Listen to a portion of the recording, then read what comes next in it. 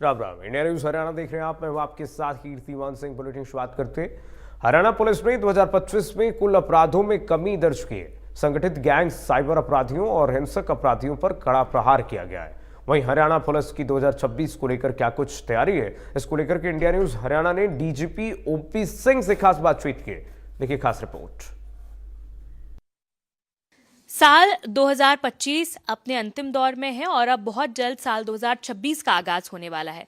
लेकिन साल 2025 में हरियाणा पुलिस ने अपने कुछ ऑपरेशंस से नई ऊंचाइयों तक अपनी कार्यशैली को पहुंचाया है और 2026 में हरियाणा पुलिस किस नए तेवर में अपनी कार्यशैली को अपराधियों के विरोध में लेकर आएगी, इस पर बातचीत करने के लिए हमारे साथ आज मौजूद हैं खुद हरियाणा के डीजीपी ओपी सिंह। उनसे बातचीत करते हैं। सर, सबसे पहले जब मैं 2026 की आपकी रणनीति के बारे में पूछूं, 2025 की अगर बात करें तो ये साल हरियाणा पुलिस के लिए काफ़ी अच्छा रहा, क्योंकि अपराधों के दर में काफ़ी गिरावट आई है और खासतौर से ऑपरेशन ट्रैक डाउन और ऑपरेशन हॉटस्पॉट डोमिनेशन जैसे जो ऑपरेशंस चले हैं, इसके बाद जो मैं अभी कुछ परसेंटेज देख रही थी जो आपने शेयर किए हैं आंकड़े, उसमें लगभग 5% से ज़्यादा जो है वो इन दो ऑपरेशंस के बाद ही अपराधों में गिरावट आई है। आप कैसे देखते हैं, कितना सक्सेसफुल इन ऑपरेशंस को मानते हैं साल 2025 के लिए?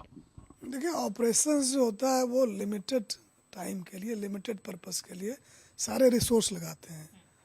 तो सालों साल से जैसे मुख्यमंत्री जी की मीटिंग होती है तो उसमें जो बिंदु की उनकी चिंता किस बात को लेकर है, तो वो जैसे कहते हैं कि भाई ये जो एक्सटॉर्शन वगैरह का कॉल वाला, इससे लोगों में बड़ा डर का माहौल होता है, तो इस पर नियंत्रण होना चाहिए।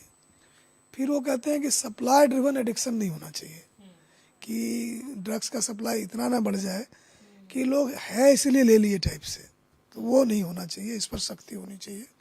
और तीसरा है कि जगह जगह क्राइम डेंस नहीं हो कि यहाँ सट्टे वाले, यहाँ जुए वाले, यहाँ ड्रग्स वाले, अपने शहर इस तरह से ये ना लगे ये नो गो एरिया है। तो वो 3 बिंदु हैं।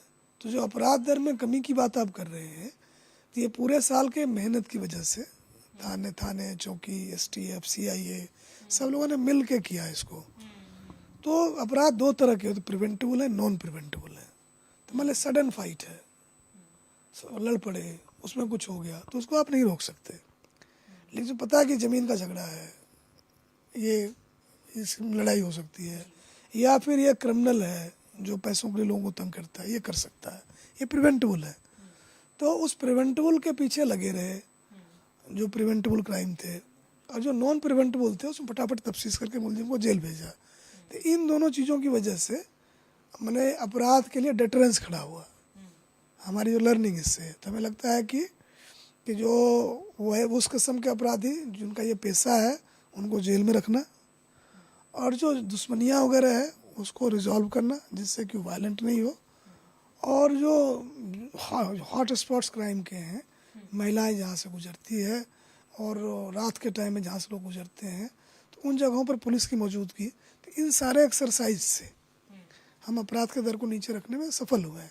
तो जो 2026 की लर्निंग है कि पुलिस इस काम में लगे रहे, कि जो जिन्होंने अपराध को पेशा बना रखा है उसको जेल में रखने का, जो दुश्मनी वगैरह है तो और जो झगड़े चल रहे हैं उनको रिजॉल्व करने का, उसमें लगे रहें, और इलाके में पर मौजूदगी रखें जिससे कि पुलिस की प्रेजेंस की वजह से अपराधी भागे रहें।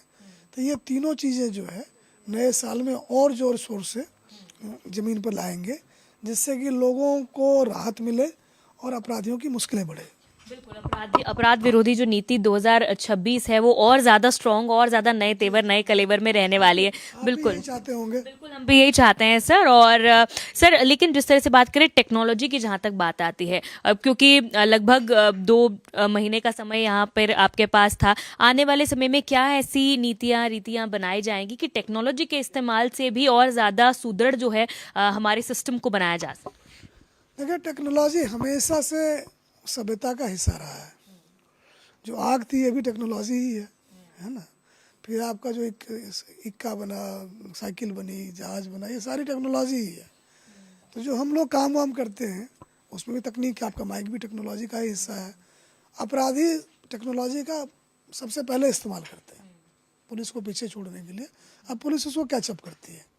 अब देखें, ई-कॉमर्स हो गया, ऑनलाइन बैंकिंग हो गई, तो जितने भी ये चोर उचक्के ठग थे वो सारे उधर पहुंच गए। लोगों को बहला फुसला डरा धमका के उनका पासवर्ड ले लें या उससे वो कोई उल्टे पुल्टे काम करवावे जिससे उनकी क्षति हो। तो ये बदमाश वहाँ भी पहुँच गए। तो उनको डील करने के लिए आपको टेक्नोलॉजी ही लेकर आनी पड़ेगी। मैंने ये लोहा जो है लोहे से ही कटेगा। तो अब आगे जैसे देखें कि सीसीटीवी और डिजिटल फॉरेंसिक्स, डीएनए फॉरेंसिक्स, इसका बड़ा महत्व होने वाला है। और हमारे पास आप देखें कि इस साल फॉरेंसिक साइंस में मैसिव कैपेसिटी बिल्डिंग हुई है, भर्तियाँ दुगनी तिगनी हो गई, बजट काफ़ी आया है। अब देखें कि डिजिटल फॉरेंसिक्स में 68 करोड़ की खरीदारी हम लोग करने जा रहे हैं। तो सीसीटीवी और जो फॉरेंसिक साइंस है, इस दोनों के प्रचुर इस्तेमाल से हम ब्लाइंड केसेस भी सॉल्व करने में सफल हुए हैं। तो आगे इस पर काफ़ी जोर रहेगा। फिर आप देखें एआई टूल्स हैं कि एआई टूल्स वो हुआ कि जो काम आदमी कर सकता है आप मशीन कर सकता है। आदमी करने में जो 10 साल लगाएगा वो 2 मिनट में कर देगा। तो डेटा एनालिटिक्स में है ना, उसमें हम लोग एआई का और क्राइम जो प्रिडिक्शन में वो काफ़ी इस्तेमाल करने वाले हैं इसको। जी सर, 2025 में आपने बहुत कम समय में बहुत बोल्ड निर्णय लिए हैं, जिसमें से बात करें तो ये लंबे समय से बात की जा रही थी एक एंटी टेरर टास्क फोर्स बनाने को लेकर भी, आपके समय में वो भी अब बन चुकी है। उसका क्या रिस्पांस आ रहा है, किस तरह से उसमें जो हमारे आपने कहा था कि थानों की ड्यूटीज़ ही लगाई है अपने ज्यूरिसडिक्शन में, और एनसीआर इलाके में और कुछ इलाकों में इसे ज़्यादा वहाँ पे इम्पैक्टफुल भी बनाया था, और उसके बाद जो अगर वहाँ पे सक्सेस रहता है तो पूरे स्टेट में इसे लागू किया जाएगा। फिलहाल इसका क्या स्टेटस? देखिए, जो घटना हुई है जो फरीदाबाद वाली, तो उसमें कई बातें नहीं है। एक तो ब्लाइंड स्पॉट था कि डॉक्टर भी ऐसा करेगा, दिमाग में आता ही नहीं था। दूसरा कि ये सेल्फ रेडिकलाइज्ड है कि इनका जो है ये मतलब लिंक विंक जो है आपस का ही है इनका। तो वैसे हालात में अब आप नहीं कह सकते हैं कि आप टारगेट नहीं है। तो हमने जो सिक्योरिटी एजेंट थाने के होते हैं, सीआईडी के लोग हैं, इनको काम पर लगा रखा है कि आप उन जगहों पर जाएं, है ना, उन इलाकों में जाएं, उन लोगों से मिलें जो इस तरह का खतरा पोज करते हैं, और वहाँ कुछ दिखे आपको तो ज़रूर बताएं, उसको एनालाइज करके हम एक्शन लेंगे। तो टेररिज्म भी अब एक खतरा हमारे लिए है, मैंने उसमें अब उसको इनकार नहीं है। बट एक जो अच्छी बात है कि जो दिल्ली के एनसीआर के इलाके हैं, तो वहाँ की आबादी में इनके लिए कोई सिंपैथी नहीं है। जैसे मेवात की बात करें तो वहाँ के लोग में इनके लिए कोई सिंपैथी नहीं है। उनका यूज़ तो ये कर गए नाइट्रेट खरीदने में, स्टोर करने में, बट उनकी सिंपैथी नहीं कि जी इनको क्यों पकड़ लिया या ये हमारे लोग हैं, ऐसा नहीं है। तो ये एक अच्छी चीज़ है कि आबादी हमारी जो है वो टेररिज्म के ख़िलाफ़ है। लेकिन हमें ये ध्यान रखना पड़ेगा कि जो ये इस तरह के लोग हैं जिन पर वैसे शक नहीं होता है, वो भी इस तरह काम में हो सकते हैं। तो एक हमारा वो नज़रिया बदला है इनके प्रति। तो हम ज़्यादा मैन आवर लगा रहे हैं, ज़्यादा एनालिसिस कर रहे हैं, और इस बात को लेकर सजग हैं। काउंटर अटैक टीम्स लगा रखी है सब जगह कि इस तरह की बात हो तो हम लोग उसका मुकाबला कर पाएँ। एनएसजी से लगातार हमारा संपर्क होता रहता है। तो एक हम तैयारी हालत में टेररिज्म में हैं। सर, ये साल में आपके बहुत सारे बयान भी ऐसे रहे जो बहुत वायरल रहे। थार और बुलेट वालों को भी साल 2025 हमेशा याद रहेगा, और इसके साथ ही आपके बहुत सारे बोल्ड डिसीजंस रहे, चाहे वो सिक्योरिटी पर्सनल्स को लेकर हो, उसमें भी काफ़ी राजनीतिक बयानबाजी हुई जो आपने सुनी, उसको भी आपको झेलनी पड़ी। तो और साल 2025 में लोग ये जानना चाहते हैं कि as a DGP OP Singh के लिए साल 2025 कैसा रहा, और क्या मेमोरीज हैं, और क्या आपको लगता है कि कुछ ऐसी चीज़ हुई जो आपको हमेशा याद रहेगी? देखिए, कोई बोल्ड डिसीजन वाली बात तो है नहीं कि आप जब काम करते हैं तो आपके पास ये चुनौती होती है कि सीमित साधन को किस तरह से इस्तेमाल करें कि पब्लिक सेफ्टी का स्टैंडर्ड ऊपर जाए। तो उसमें जो आपको करना पड़ता है आप करते हैं। तो मैक्सिमम पुलिस जो है आपको लगानी पड़ती है कॉमन सेफ्टी के लिए, पब्लिक सेफ्टी के लिए, है ना। तो हमने मैक्सिमम उनको बाहर निकाला, जो क्लरिकल पोस्ट थे उनको बाहर निकाला, जो घुसे पड़े थे इधर उधर सबको निकाल के कि जी आपका काम जो है कि अगर क्रिमिनल ए से बी को जा रहा है तो बी से ए को जाओ। तो अगर क्रिमिनल 1000 घूम रहे हैं तो आप 2000 घूमो। तो एक जो डेस्क के पीछे छिपे हुए लोग थे या किसी सो कॉल्ड वीआईपी के बगल में खड़े फोटो खिंचवा रहे थे, तो इन लोगों को निकाल के हमने कहा जी आप गश्त करें, आप ये चिन्हित अपराधी इनके पीछे लगें, पुलिस के काम में लगें, एक पब्लिक सेफ्टी की बात करें। तो हमको नहीं लगता हमने कोई बोल्ड डिसीजन लिया। जो बेसिक पुलिस का काम है वो हमने किया। और आपको खुशी होगी, आप भी इसको मानेंगे कि इसका असर दिखता है। और आप देखें कि मोटा मोटी जो क्राइम से डायरेक्टली इम्पैक्टेड लोग बहुत कम होते हैं। कि मान लिया कि 1000 मर्डर हो गया, तो जो 5 उसके घर के लोग हैं, 5 और पड़ोसी के हैं, तो उनको भी जोड़ दें आप, तो 10,000 लोग ही डायरेक्टली इम्पैक्टेड हैं। लेकिन डरे हुए सारे रहते हैं। उसी तरह जो चोरी चकारी ठगी थोड़े लोगों के साथ ही होती है, 10 और को जोड़ दें उतने की, लेकिन उसकी खबर देख देख के सारे परेशान होते हैं कि हमारे साथ ऐसा वैसा ना हो जाए।